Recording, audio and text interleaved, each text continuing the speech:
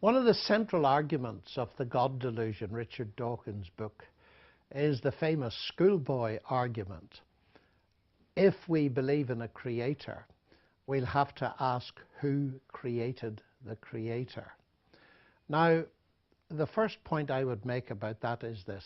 If you ask the question, who created God, you are thinking of created gods.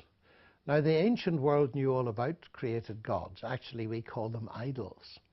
And people don't believe in them usually nowadays.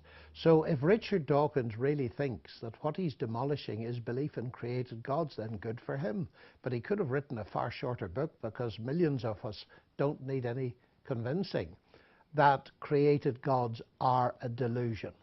So that's the first point. And I believe it's quite a serious point, actually.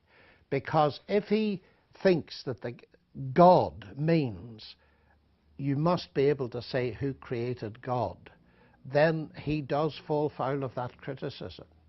Now, you can only ask the question, coming at it from another perspective, if you cannot conceive of an eternal God. Christianity, of course, does not believe in a created God.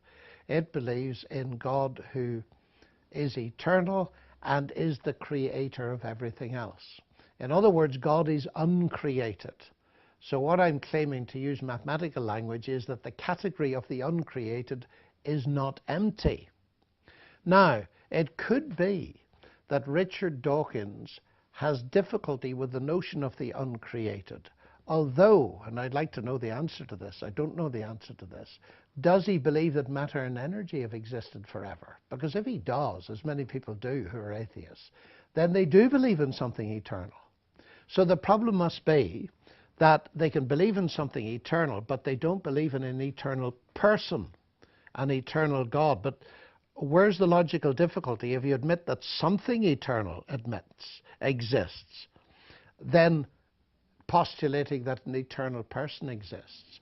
On the other hand, if they believe that matter and energy are finite, we can ask them their own question: who created that? And who created whatever created that, and so on. You have an infinite regress unless you can see that the buck must stop somewhere.